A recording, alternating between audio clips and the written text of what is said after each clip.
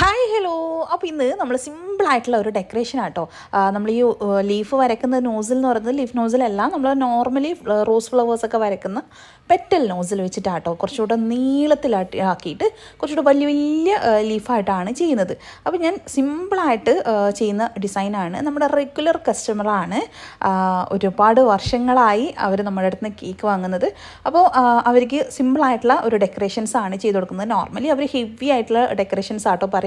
ഇതെന്ന് വെച്ചാൽ അങ്ങനെ അവർ പല തിരക്കുകൾ കൊണ്ട് കേക്ക് ഓർഡർ പ്ലേസ് ചെയ്യാൻ വേണ്ടിയിട്ട് ലേറ്റ് ആയിട്ടുണ്ടായിരുന്നു. അപ്പോൾ പിന്നെ വേറെ ഒരുപാട് ഡിസൈൻസ് ഒന്നും ചെയ്യാൻ പറ്റില്ല. വേറെയും 2-3 കേക്കിൻ്റെ ഓർഡേഴ്സ് ഉള്ളതുകൊണ്ട് ഞാൻ പെട്ടെന്നുള്ള ഒരു സിമ്പിളായിട്ടുള്ള ഡെക്കറേഷൻസ് ആട്ടോ ചെയ്തിട്ടുള്ളത്. അപ്പോൾ നേരത്തെ യൂസ് ചെയ്തിട്ടുള്ള അതേ നോസിൽ തന്നെയാണ് യെല്ലോ കളറും റെഡ് കളറും മിക്സിങ് ചെയ്തിട്ടുള്ള ആ ഒരു ഡിസൈനാട്ടോ ഞാനിത് കൊടുത്തിട്ടുള്ളത്. അപ്പോൾ താഴെ കുറച്ചുകൂടെ വലിയ പെറ്റൽസ് ആയിട്ട് കൊടുത്തു, ബേസ് കോട്ട് 2 ലെയറും കൊടുത്തു. പിന്നെ ആ ഒരു പെറ്റൽസ് കൊടുത്തതിന് ശേഷം പിന്നെ ഈ ഒരു റെഡ് കളറ് ഈ ഒരു പെറ്റൽസ് ജസ്റ്റ് ഷേക്ക് ചെയ്തിട്ടൊക്കെ ഡിസൈൻ ആട്ടോ. അപ്പോൾ ഇത് ഞാൻ ആദ്യം വെച്ച സമയത്ത് നല്ല വലുപ്പമായിട്ടുണ്ടായിരുന്നു. അപ്പോൾ ഞാൻ ആദ്യം വേറൊരു രീതിയിൽ വെക്കാമെന്ന് വിചാരിച്ചാണ്. പിന്നെ ആ ലീഫ് വരച്ചത് എനിക്ക് ഓർമ്മയുണ്ടായിരുന്നില്ല. അത് ലീഫ് വരച്ച് കഴിഞ്ഞതിന് ശേഷമാണ് ആ ഒരു ഫ്ലവേഴ്സ് വരച്ചിട്ടുണ്ടായിരുന്നത്. അപ്പോൾ ഞാൻ വിചാരിച്ചാൽ അതെടുത്ത് മാറ്റാൻ പറ്റും, വേറെ ഒന്ന് വെക്കാമെന്ന് വെച്ചിട്ട് 3 പെറ്റൽസ് മാത്രമുള്ള ഒരു ഡിസൈനിൽ വീണ്ടും ചെയ്തു. അപ്പോൾ കുറച്ചും കൂടെ ഫ്ലവേഴ്സ് കുറച്ചു. അപ്പോൾ പെറ്റൽസിൻ്റെ അളവും വലിപ്പവും കുറക്കുന്നതനുസരിച്ചിട്ട് വ്യത്യാസം വരും.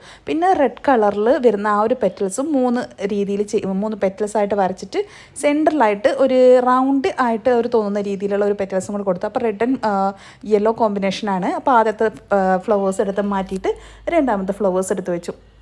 പിന്നെ ഏകദേശം അതേപോലത്തെ തന്നെ ഒന്നുകൂടെ ഫ്ലവേഴ്സ് വെച്ച് കൊടുക്കുന്നുണ്ട്.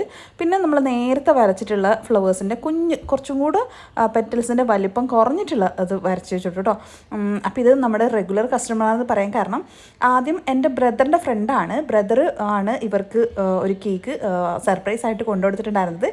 പിന്നെ അതിന് ശേഷം അവർ ഏതൊരു ഫംഗ്ഷൻ വന്നാലും എന്ത് ഫംഗ്ഷൻ വന്നാലും അവരുടെ ഫാമിലീസിലായിക്കോട്ടെ അവർക്കായിക്കോട്ടെ എല്ലാവരുടേതും എനിക്ക് തന്നെയാണ് ഓർഡർ തരാറുള്ളത്.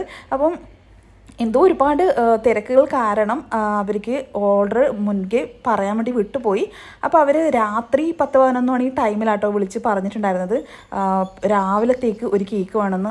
പ്രിൻറ്റും കാര്യങ്ങളും പല ഡിസൈൻസും ഒക്കെ ചെയ്യാനുള്ള പൊതുവേ ഓർഡേഴ്സ് തരാറുള്ളത് പല ഡിസൈനായിട്ട്, എന്താ പറയുക, നല്ല വെറൈറ്റി ആയിട്ടുള്ള ഡിസൈൻസൊക്കെ ആട്ടോ പൊതുവേ അവർ പറയാറുള്ളത്. അപ്പോൾ പിന്നെ രാത്രി ഇത്രയും ലേറ്റ് ആയതുകൊണ്ട് ഞാൻ അതൊന്നും ചെയ്തിട്ടുണ്ടായിരുന്നില്ല. പിറ്റേന്ന് രാവിലെ വേറെ 2 കേക്കിൻ്റെ ചെയ്തുകൊണ്ടിരിക്കുമ്പോഴാണ് അവരുടെ കോൾ വന്നിട്ടുണ്ടായിരുന്നത്. പിന്നെ കേക്ക് ചെയ്യാൻ വേണ്ടി തന്നിട്ടില്ല.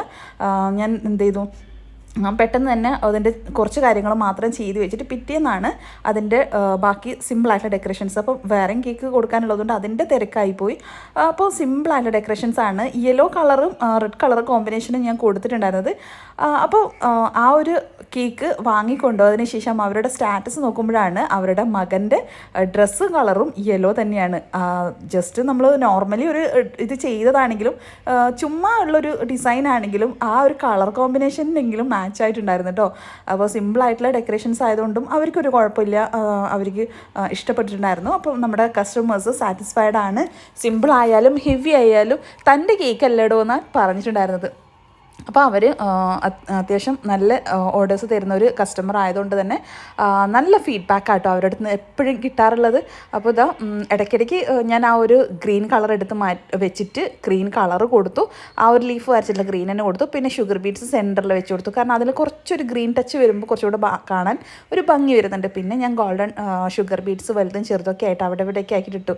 അപ്പോൾ ഒരുപാട് ഡെക്കറേഷൻസിനോ ഒരുപാട് മെനക്കേടാനോ ഒന്നിനും നിന്നിട്ടുണ്ടായിരുന്നില്ല. സിമ്പിളായിട്ടാണ് ചെയ്തിട്ടുള്ളത്. പിന്നെ കുട്ടിയുടെ പേര് ഫോണ്ടൻറ്റിൽ പേര് എഴുതിയിട്ട് ഞാൻ അവിടെ വെച്ച് കൊടുക്കുകയാണ് ചെയ്തിട്ടുള്ളത്. അപ്പോൾ ഒരുപാട് എക്സ്പെക്റ്റേഷൻസ് ഒന്നും ഞാൻ ഈ ഒരു കേക്കിൽ കൊടുത്തിട്ടുണ്ടായിരുന്നില്ല. അതായത് ഒരുപാട് ഡിസൈനിന് വേണ്ടിയിട്ട് ഒരുപാട് ടൈം സ്പെൻഡ് ചെയ്തിട്ടുണ്ടായിരുന്നില്ല. പെട്ടെന്ന് ചെയ്തിട്ടുള്ള ഡിസൈനാട്ടോ. അപ്പോൾ നമ്മുടെ ഈ സിമ്പിൾ ഡിസൈൻസ് നിങ്ങൾക്ക് ഇഷ്ടപ്പെടുകയാണെങ്കിൽ ലൈക്കും കമൻറ്റ് ചെയ്യാൻ മറക്കണ്ട. നമ്മുടെ പുതിയ കൂട്ടുകാരാണെങ്കിൽ സബ്സ്ക്രൈബും ചെയ്യുക. പിന്നെ നിങ്ങളുടെ വലിയേറെ അഭിപ്രായങ്ങൾ കമൻറ്റ് ചെയ്യാൻ മറക്കട്ടോ. അടുത്ത അടിപൊളി വീഡിയോ ആയിട്ട് കാണാവേ.